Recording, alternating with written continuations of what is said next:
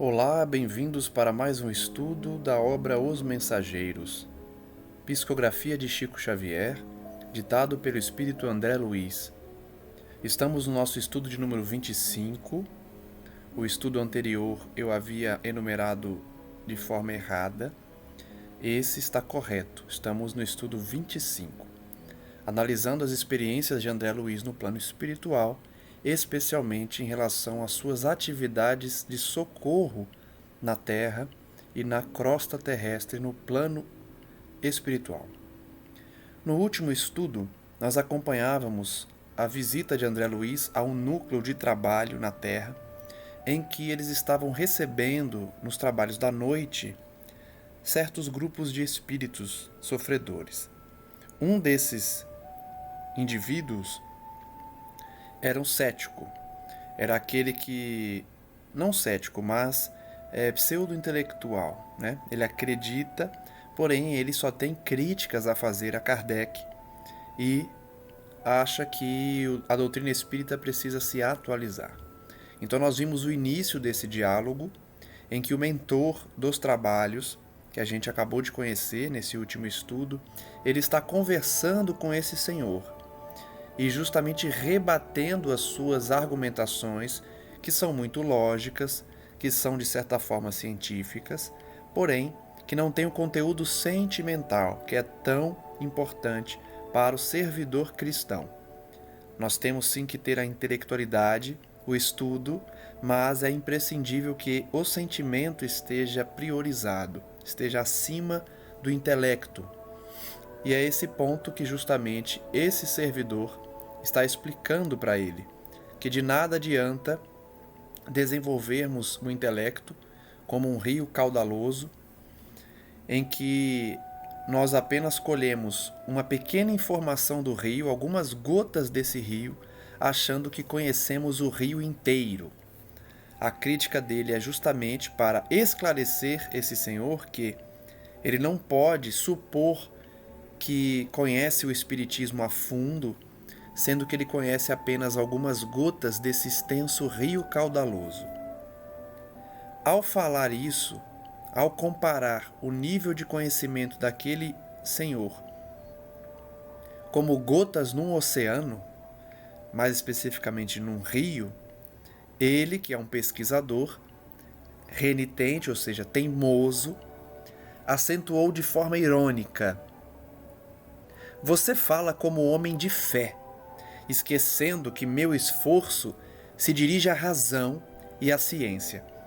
Essa é outra argumentação muito comum para os intelectuais que menosprezam o homem de fé, porque para eles o homem que merece respeito é o homem de ciência, é o homem de intelecto e não o homem de fé. Esses espíritos consideram a fé como o ópio do povo, como a gente vai ver um pensador dizer, essa frase conhecida, né? Como se a fé deixasse o povo de forma inocente, aceitando as imposições de um governo, de uma autoridade religiosa e colocando a ideia de que aqueles que têm fé são pessoas ingênuas, são pessoas inexperientes na vida, e quem merece respeito e consideração é somente o homem de ciência, o homem de razão. Então é muito comum esse tipo, essa classe de espíritos menosprezar o homem de fé. Então ele vai dizer: você é um homem de fé, eu sou um homem de ciência. Quero referir-me às ilações inevitáveis da consulta livre, às farsas mediúnicas de todos os tempos. Então ele diz combater as farsas mediúnicas. Aqueles que fingem estar comunicando, aqueles que fingem estar em contato com o mundo espiritual. Você está informado de que cientistas inúmeros examinaram as fraudes dos mais célebres aparelhos do mediunismo na Europa e na América. Ele começa aí então a montar a tese de que a doutrina espírita ela é formada por fraudadores, por pessoas que enganaram as outras e até hoje enganam, como se uma doutrina tão antiga né? Apesar do Espiritismo não ser tão antigo quanto outras religiões, ela já tem um certo tempo, né? E nesse período, se fosse fraude, se fosse falsa a ideia, certamente já teria caído. E o contrário ocorre, cada vez mais adeptos se filiam às fileiras do Espiritismo. Então, um argumento muito comum desse pessoal é que o Espiritismo nasceu dessa experiência fraudulenta da mediunidade. Inclusive, no nosso canal aqui, em que nós realizamos estudos, eu já recebi mensagens de uma suposta associação de autores franceses, algo nesse sentido, dizendo que Kardec não merece respeito, que Kardec não tem nenhuma consideração pelos estudiosos franceses, que ele não é reconhecido na França. E aí eu respondi essa pessoa, que inclusive é de lá, é da França, é um francês que comentou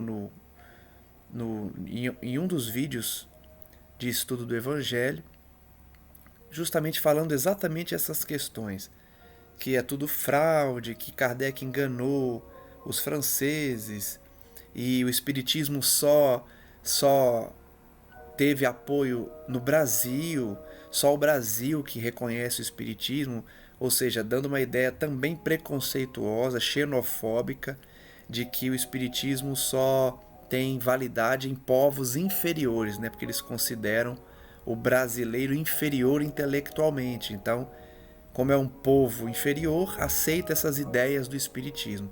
Até hoje, muita gente pega isso na Europa, né? Faz essa divisão, que lá é intelectual, que lá tem a tradição na Europa, e que países mais pobres e países mais ignorantes vão abraçar doutrinas que eles consideram errôneas, atrasadas, ultrapassadas ou não merecedoras de respeito. Então, o mesmo argumento é usado, como se Kardec fosse um enganador. E é o contrário, né? Como eu disse na resposta e sempre comento, Kardec foi pesquisar porque ele não acreditava nas mesas girantes, nas comunicações mediúnicas, e aí ele foi investigar para demonstrar a fraude, para comprovar a enganação, o misticismo. E ele acabou se convencendo da realidade espiritual por conta da qualidade das respostas dadas pelos espíritos. Ele constatou que era impossível que os médiuns ali presentes fossem autores daquelas respostas extremamente profundas, intelectuais e complexas, como em vários exemplos a gente colhe das inúmeras obras que trataram do início da mediunidade, dos estudos da mediunidade, na França, nos Estados Unidos, na Inglaterra e em tantos outros países. Prossegue então esse senhor que combate então as fraudes mediúnicas, diz combater. Inúmeros cientistas então estudaram os médiuns na Europa e na América. Que esperar de uma doutrina confiada a mistificadores continentais? Olha a pergunta que ele faz. Bentes, então, que é esse mentor, responde, sereno e ponderado: estás enganado, meu amigo. Estaríamos laborando em erro grave se colocássemos toda a responsabilidade doutrinária nas organizações mediúnicas. Olha só, a doutrina não está baseada nas organizações mediúnicas. Os médiuns são simples colaboradores do trabalho de espiritualização. No Espiritismo não se adoram médiuns. Os médiuns são carteiros. Não menosprezando, lógico, mas eles apenas trazem a mensagem. A origem dela não está nos médiuns. Eles colaboram para a espiritualização. Cada um responderá pelo que fez das possibilidades recebidas, como também nós seremos compelidos a contas necessárias algum dia. Então, o Bentes, que é o instrutor, está explicando: não venha dizer que o Espiritismo é errado porque alguns médiuns são mistificadores. É um argumento muito utilizado, mas é muito frágil. É igual você condenar a doutrina católica por conta de alguns padres que se equivocam na sua postura. Condenar a Igreja Batista, a Igreja Evangélica, porque alguns pastores enganam o povo. Ou, saindo do campo religioso, condenar a medicina porque alguns médicos são abusadores, são maus, são antiéticos. Então é o mesmo argumento. Querer dizer que o Espiritismo é uma obra fraudulenta porque alguns médiuns enganaram o povo é o mesmo que condenar inúmeras ciências porque o ser humano que trabalha naquela ciência é imperfeito, é mau, é desonesto. Por isso que é um argumento muito frágil esse. Não poderíamos cometer o absurdo de atribuir a concentração de todas as verdades divinas somente na cabeça de alguns homens, candidatos a novos cultos de adoração.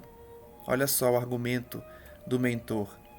Nós não podemos colocar toda a verdade divina na cabeça de alguns homens que se acham detentores da verdade. A doutrina Doutor Fidelis é uma fonte sublime e pura, inacessível aos pruridos individualistas de qualquer de nós. É a ideia de que a ciência espírita, a doutrina, está acima de qualquer indivíduo. Por isso, o Espiritismo não tem representante na Terra como intermediário para o contato com Deus. O representante do Espiritismo, a gente pode dizer que é Jesus, apesar de não ser a nomenclatura correta. Ele é o governador da Terra, ele é o nosso mestre, o nosso guia, o nosso modelo. Mas se alguém quiser um dia colocar um líder no Espiritismo, não é nenhum ser humano, não é sequer Kardec, é Jesus. Kardec compilou, organizou as mensagens, publicou, foi o responsável pelo nascedouro da doutrina. Mas a doutrina não é dele. A doutrina é dos espíritos e dos espíritos elevados, preocupados com a Terra, com o destino da Terra, da humanidade e, por consequência, guias dessa humanidade. Por isso a doutrina é fonte sublime e pura. Onde há pureza, não há humanidade. A humanidade, ao contrário, torna impuro o que é puro. Então, esse caráter individualista do intelectual não se aplica ao Espiritismo, que traz na sua fonte onde cada companheiro deve beber a água da renovação própria. O Espiritismo tem por fundamento a reforma íntima, individual. Ninguém pode realizar a reforma íntima pelo outro. Isso é um fundamento da doutrina espírita. O autoconhecimento, a renovação íntima, a renovação interior própria de cada um. E se há médiuns que erram, se dizem espíritas e enganam, responderão por isso. Cada um individualmente, cada um perante sua própria consciência, que é onde estão escritas as leis divinas. Quanto às fraudes mediúnicas a que se refere o Dr. Fidelis, é forçoso reconhecer que a pretensa infalibilidade científica tem procurado converter os mais nobres colaboradores dos desencarnados em grandes nervosos ou em simples cobaias de laboratório. O que o Dantes está explicando aqui, né, o mentor? Quem quer condenar o Espiritismo baseando-se nas fraudes mediúnicas está colocando como infalível cientificamente esses críticos que querem dizer que os médiuns são desequilibrados, que os médiuns, como antigamente se considerava, eles eram chamados de histéricos, de alienados mentais. Até pouco tempo, médium era sinônimo de louco, de alienado mental, porque essa pecha aplicada aos médiuns era para dar descrédito à doutrina espírita. Então, engana-se o intelectual de pensar que, desqualificando o médium, estará atacando a doutrina. O médium é um mero colaborador. A doutrina é pura e vem da espiritualidade superior. Então, não adianta colocar o médium na posição de cobaia de laboratório ou de alienado mental.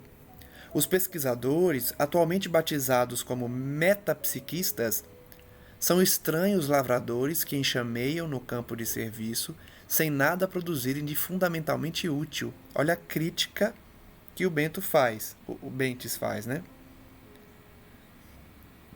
A metapsíquica, ou seja, os pesquisadores que atribuem as faculdades mediúnicas a uma doença mental, ou a telepatia, ou ao magnetismo, dando total descrédito à existência de espíritos e dizendo que é tudo fruto da mente humana, uma mente doente, uma mente desequilibrada, são como lavradores que enxameiam o campo sem produzir nada de útil.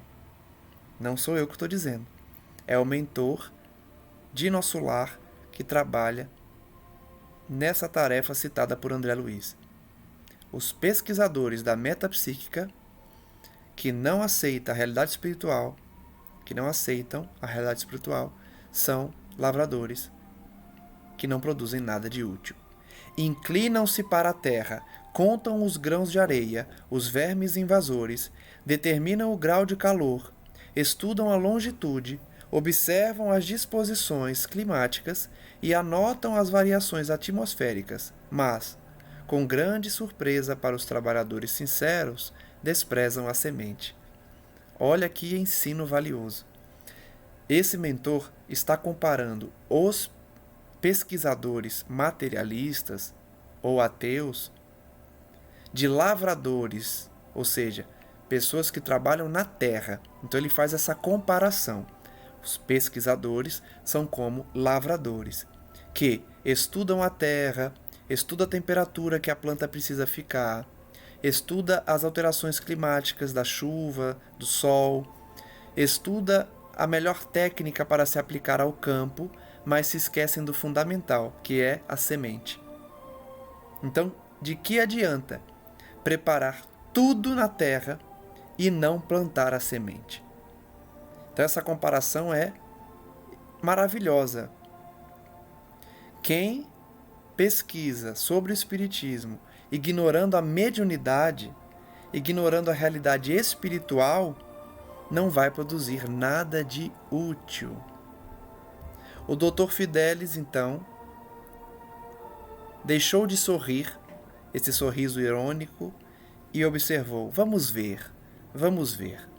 Espero a mensagem dos meus com os sinais iniludíveis da sobrevivência após a morte. Então ele só vai acreditar quando seus parentes ou amigos voltarem do túmulo, ou seja, se comunicarem depois da morte. Aniceto, então, toca em André Luiz e fala: repararam como este homem traz a mente enfermiça? É um dos curiosos doentes encarnados. Dr. Fidelis, então, está encarnado, desdobrado pelo sono, visitou aquela região espiritual e não acredita no mundo dos espíritos. Pode parecer loucura, pode parecer estranho, mas é muito comum espíritos desencarnados ou encarnados em desdobramento, como é o caso do Dr. Fidelis, não acreditarem na vida espiritual. Acharem que estão vivos ainda na carne e não acreditarem na vida do espírito. Dr. Fidelis era um desses. Estava desdobrado pelo sono, estava numa região espiritual, estava conversando com um espírito e não acreditava. É um dos curiosos doentes. Tem vasta cultura e, todavia, como traz o sentimento envenenado, tudo quanto lhe cai nos raciocínios participa da geral intoxicação. Essa é a realidade de muitos encarnados. Como eles levam uma vida desregrada, sem amor, sem sentimento, apenas preocupados com o intelecto, com a vaidade, com o poder temporário da terra. Tudo que chega até eles se intoxica, qualquer ideia, por mais pura que seja. Então, se chega alguém que faz o bem, um indivíduo desse vai dizer: faz o bem porque está querendo algo em troca. Faz o bem porque está se exibindo. Faz o bem porque quer ter relacionamento com alguém. Então, são pessoas que enxergam maldade em tudo. São intelectuais, muitas vezes, homens de ciência, como ele mesmo afirmou, mas tudo que lhe chega puro, como a doutrina espírita, eles dão um jeito de intoxicá-la. Mas intoxicam somente a ideia nas suas próprias mentes, porque para quem ora e vigia, essa ideia não conseguirá intoxicar nas mentes dos trabalhadores do bem. É pesquisador de superfície, ou seja, pesquisa só a superfície, não se aprofunda, como ocorre a muita gente. Tudo espera dos outros, examina seu semelhante, mas não ausculta a si mesmo. É aquele do Sermão da Montanha do Cristo, hipócrita, que vê a trave no olho do irmão e não enxerga o argueiro no próprio olho. Espera sempre do outro, examina sempre o outro, mas não analisa a si mesmo. Traz o sentimento perturbado, conturbado, desequilibrado, mas só consegue enxergar defeito nos outros. Quer a realização divina sem o esforço humano. Quer as respostas, quer entrar em contato com espíritos conhecidos, espíritos que se destacaram na Terra, mas sem qualquer preparo, sem qualquer estudo, sem qualquer esforço.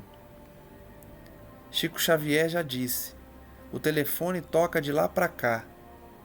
Não adianta querer colocar um médium em laboratório e repetir todas as manifestações mediúnicas.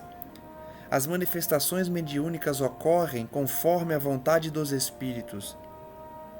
Nós podemos até provocar essa comunicação, mas se não há um interesse nobre por trás, atrairemos somente espíritos bagunceiros, espíritos arruaceiros, os chamados zombeteiros, ou espíritos inferiores diversos, mas não espíritos nobres. Ou pior, sequer espíritos arruaceiros virão, produzindo o médium então um fenômeno totalmente anímico, ou seja, que somente ele participa. As ideias são dele, a produção é dele, que acha que está comunicando um espírito, mas na verdade é tudo fruto da sua própria consciência. Então esses indivíduos querem realizar o divino dentro de si, mas não trazem qualquer preparo para tanto. Exigem, então, a resposta da espiritualidade. Querem o trigo da verdade, mas não querem semear. Querem colher os frutos sem preparar a terra, sem plantar a semente, sem cuidar dessa planta. Espera a tranquilidade pela fé, sem dar-se ao trabalho das obras. Estima a ciência, sem consultar a consciência. Olha que frase.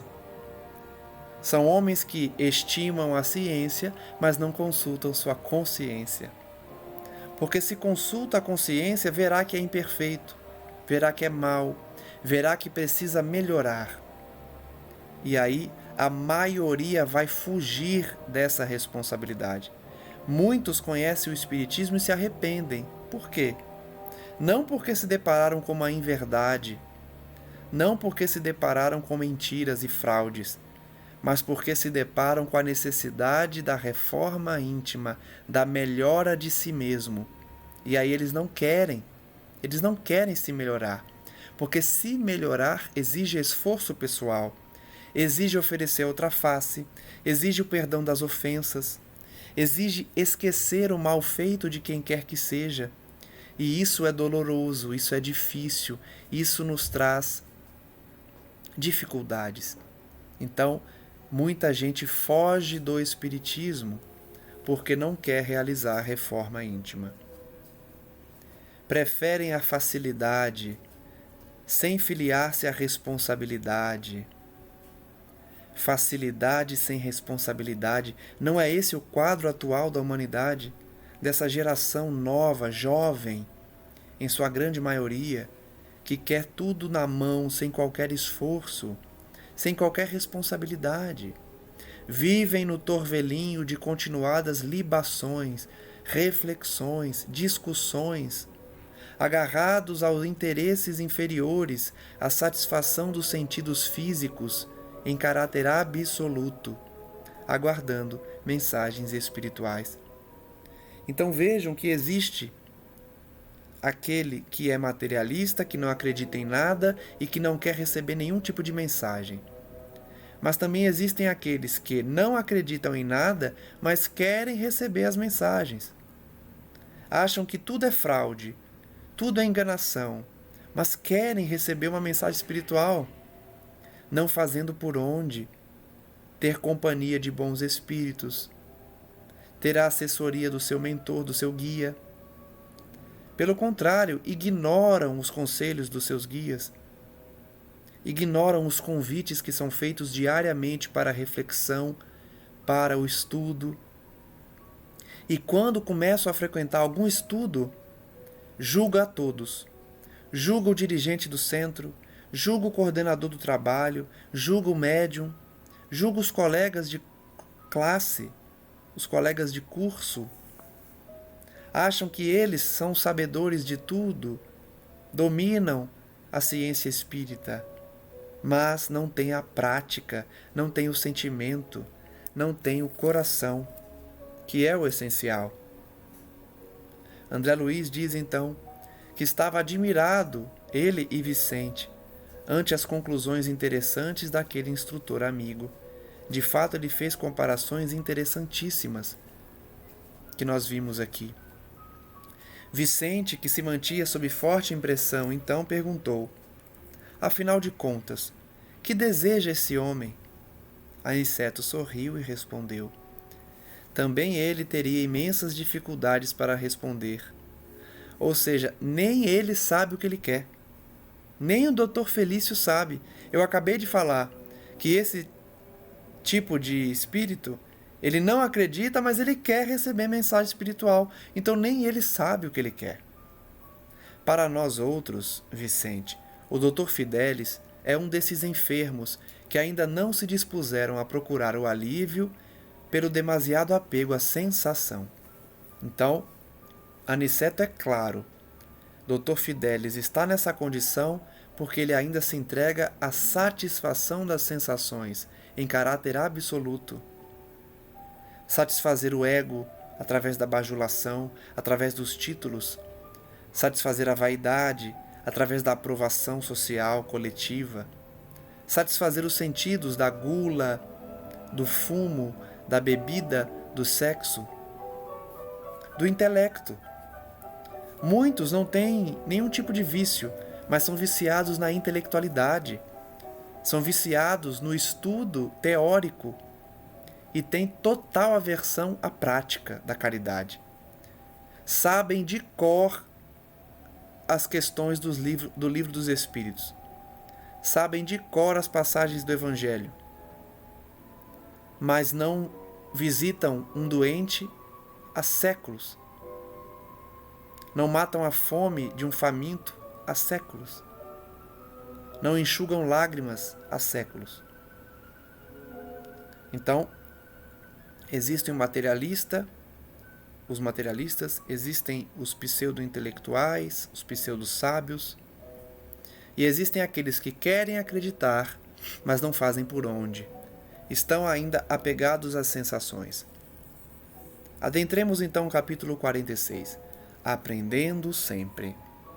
André Luiz vai dizer: segundo informações de Aniceto, faltava mais de 1 hora para o início da preleção evangélica. Alguém então faria uma palestra, sob a responsabilidade do Sr. Bentes, aquele que conversava com o Dr. Fidelis. Na esfera dos frequentadores encarnados, mas o movimento de serviço espiritual tornara-se intensíssimo, desculpem.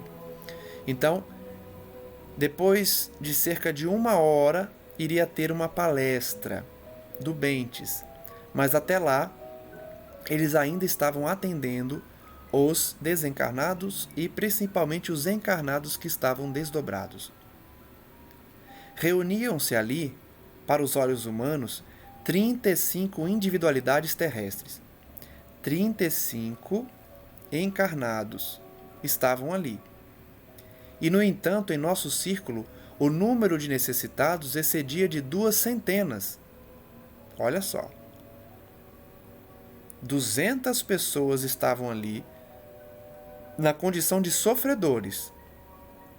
E tinha 35 colaboradores.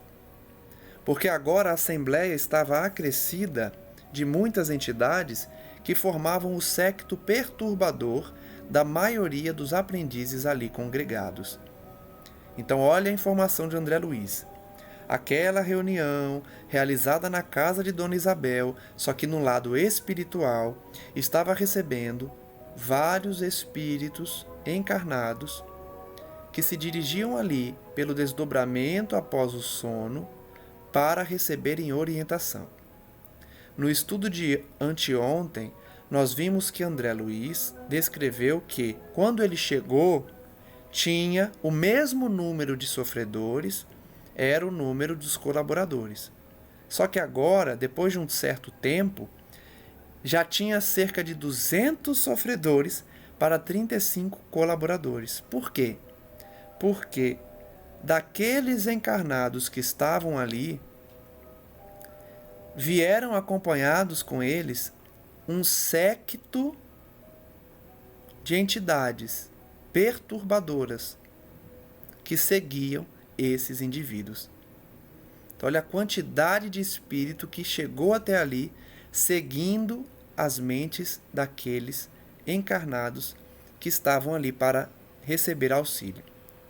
Para elas, organizou-se uma divisão especial, que me pareceu constituída por elementos de maior vigilância, visto chegarem quase obrigatoriamente acompanhando os que buscavam o socorro espiritual sem a indicação dos orientadores em serviço nas vias públicas. Então, André Luiz está revelando que, acompanhando aquele grupo enorme, tinha uma divisão especial de trabalhadores, mais vigilantes. A movimentação era enorme e o tempo era escasso para qualquer observação sem movimento ativo. Muito movimento e pouco tempo. Todos os servidores da casa se mantinham a postos, desenvolvendo a melhor atenção possível àqueles sofredores. Reparei, disse André Luiz, que no ângulo da grande mesa havia numerosas indicações de receituário e assistência. Então, numa mesa posta ali, tinha papéis com receitas e indicação de tratamentos. Os mais variados nomes estavam ali enfileirados. Muitas pessoas pediam conselhos médicos, orientação, assistência e passes. Então, é muito parecido com o trabalho que a gente vê no centro espírita, num terreiro, até mesmo numa igreja em que se faz o atendimento fraterno. Pessoas vão ali para receber esclarecimento, atendimento, medicação, indicação de medicação e, principalmente, conversar sobre as problemáticas espirituais que lhes rodeiam. 4 facultativos espirituais se moviam diligentes. Facultativo é médico, tá? 4 médicos espirituais se moviam diligentes e, secundando-lhes o esforço humanitário, 40 cooperadores diretos iam e vinham, recolhendo informações e enriquecendo pormenores. Então eram 44. 4 eram médicos e 40 eram cooperadores, enfermeiros, auxiliares, que iam recolhendo as informações dos sofredores, que alcançavam ali cerca de 200. Aproximamo-nos então do grande número de papéis nominados, Eram papéis com nomes. E enquanto curiosamente buscava examiná-los, Aniceto explicou: temos aqui a indicação das pessoas que se afirmam necessitadas de amparo e socorro imediato. Então é como num livro que é comum a gente ver nos centros espíritas, em que as pessoas colocam nomes, escrevem os nomes das pessoas que eles querem que recebam oração. Ou existem urnas em que se depositam os nomes também para atendimento posterior. Há reuniões nesses centros espíritas em que os médiuns, os colaboradores, vão se reunir para orar em favor daqueles nomes que são colocados ali. E aí tem centro espírita que pede o nome, a idade, o tipo de doença que acomete a pessoa, o endereço. Depende muito de como trabalha o centro. Porque a gente sabe que a espiritualidade, apenas com o nome da pessoa, já consegue atender.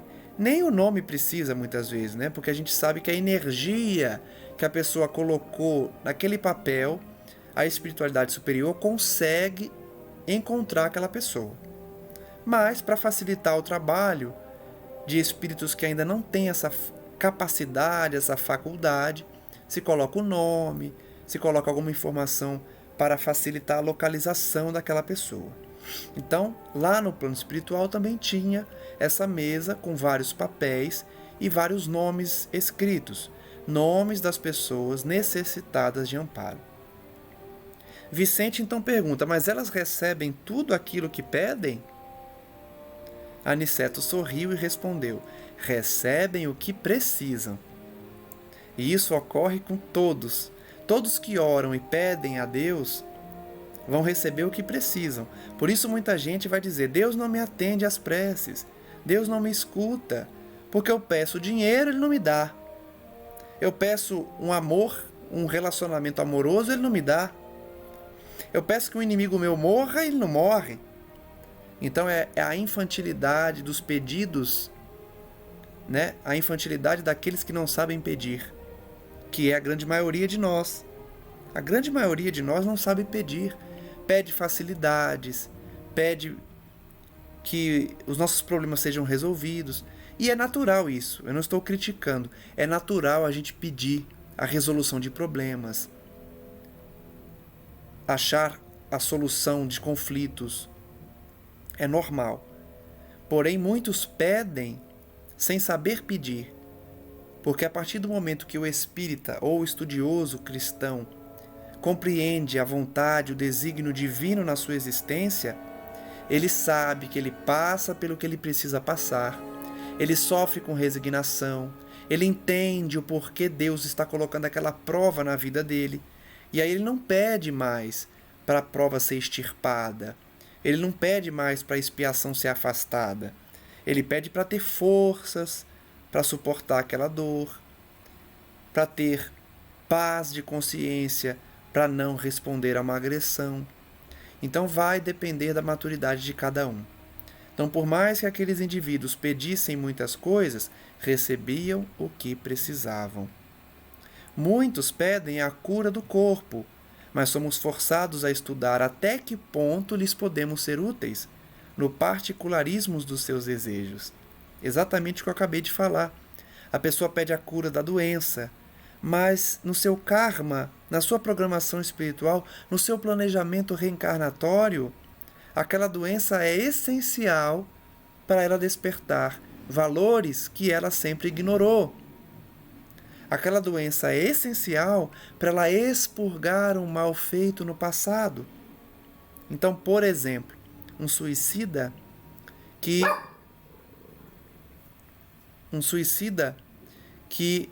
encerrou a sua existência voluntariamente, tomando um veneno, por exemplo, certamente reencarnará com todo o esôfago, todo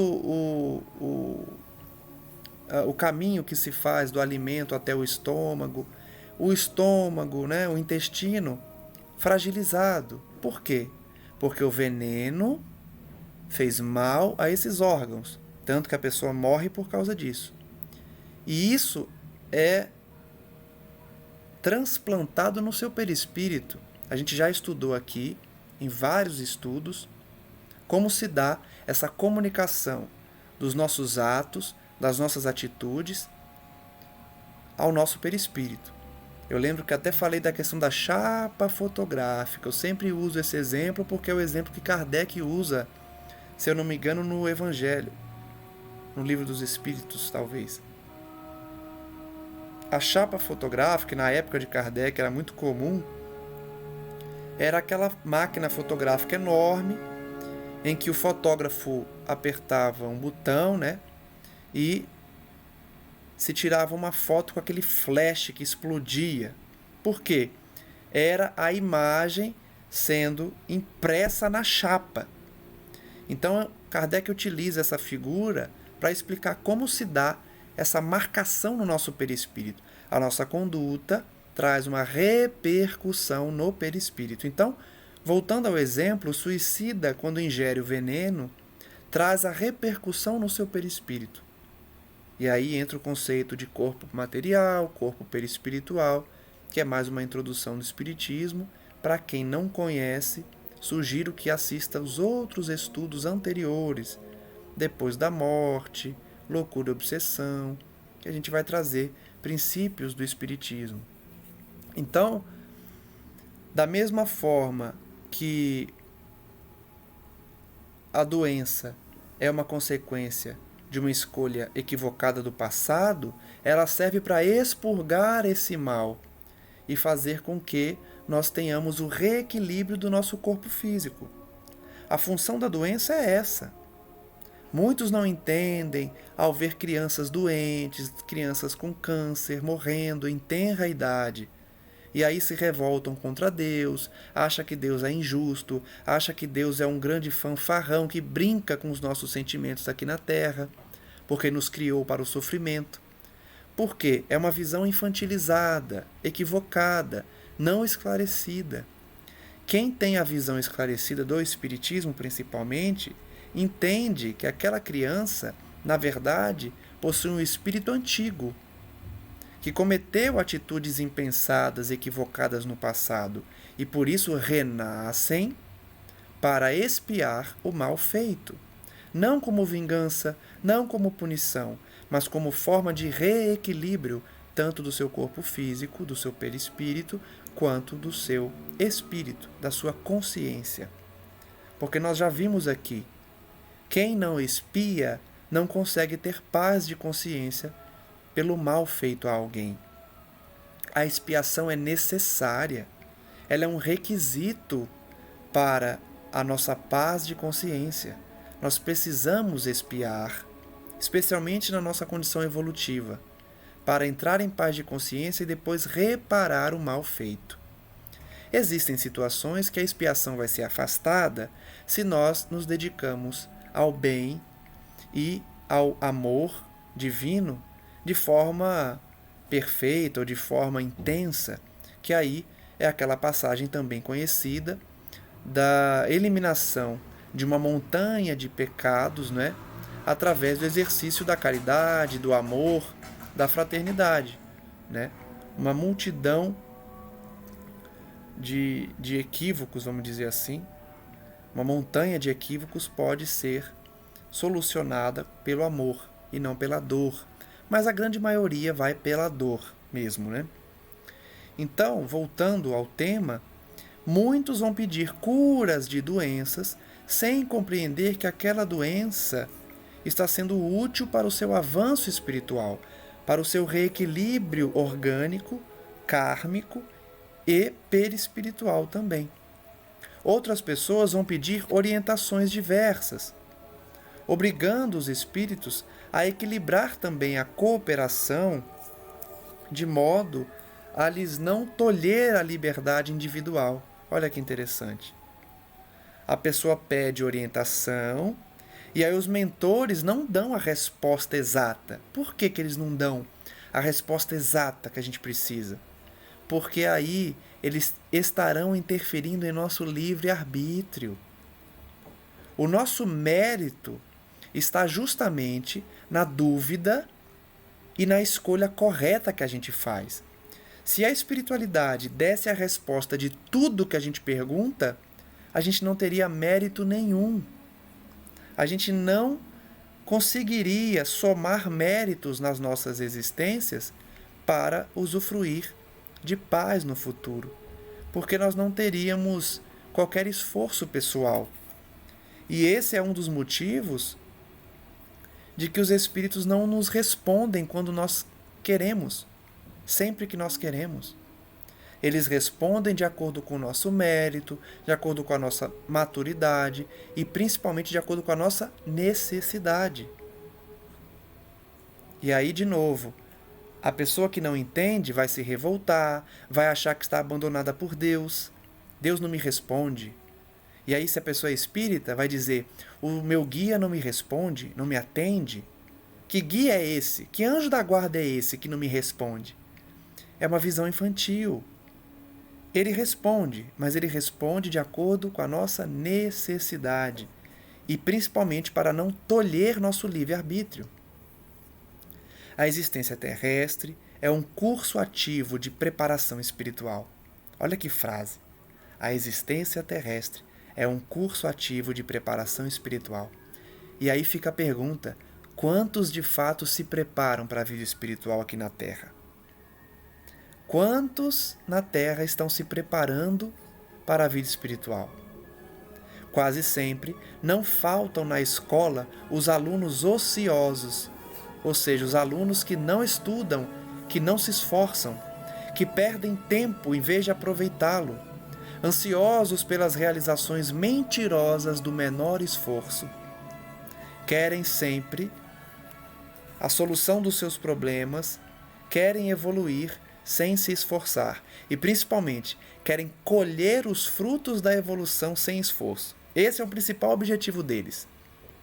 O preguiçoso, ele nem pensa muito na evolução espiritual dele. Ele pensa em colher os frutos da evolução espiritual. Então ele vai querer se comunicar com Chico Xavier, com Jesus, com Bezerra de Menezes, com Joana de Ângeles, com espíritos nobres, com Chopin, com Beethoven, porque ele quer colher os frutos de alguém que se esforça por milênios para conseguir falar com essas entidades, por exemplo. A gente um dia vai conseguir conversar com Chico, conversar com Joana, conversar com Jesus. Um dia a gente vai. Só que para isso é muito tempo de dedicação, de esforço, de autoaperfeiçoamento. Nós sequer temos sintonia necessária para conversar com Jesus hoje. E não precisa ir muito longe para conversar com Chico Xavier. Eles estão muito elevados.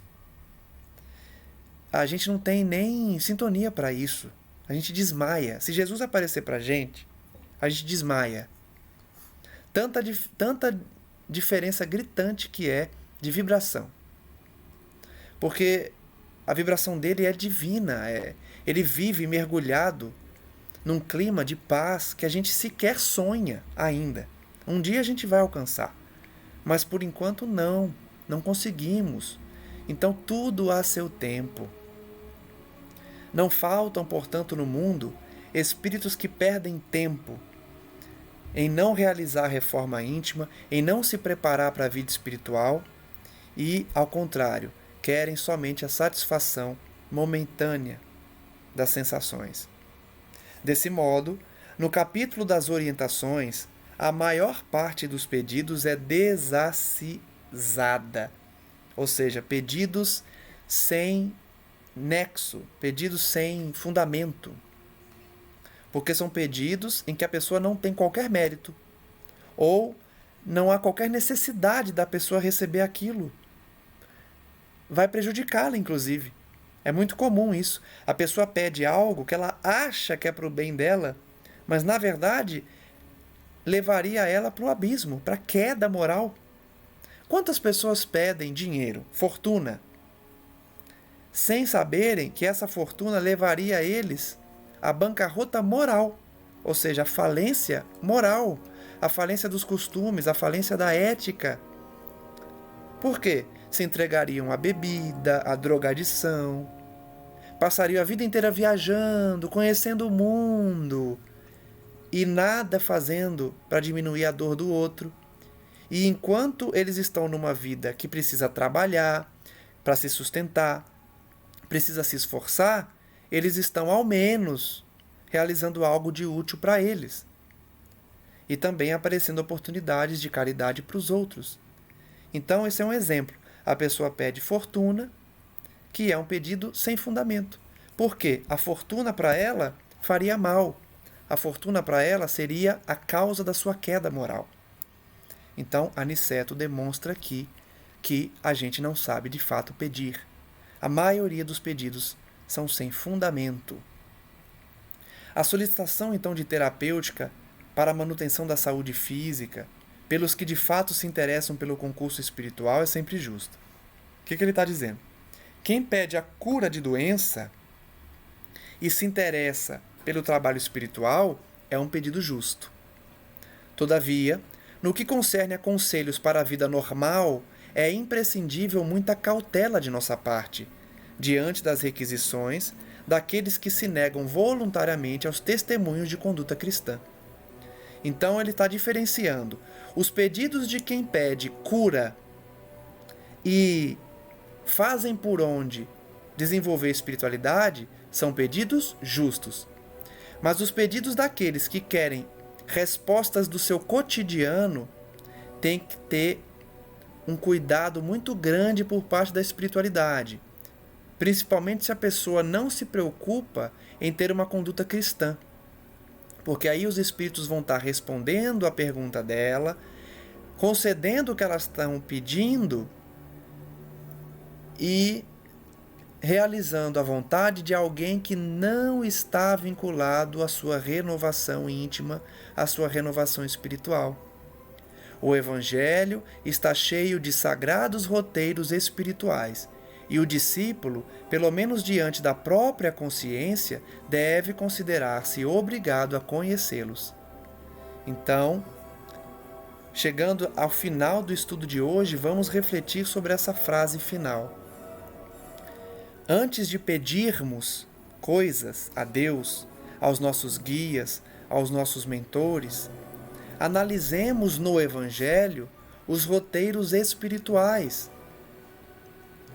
Nós somos obrigados a conhecer os roteiros espirituais que estão no Evangelho antes de pedirmos, a fim de que nosso pedido seja feito com sabedoria, com justiça, com fundamento. Somente os pedidos justos são atendidos.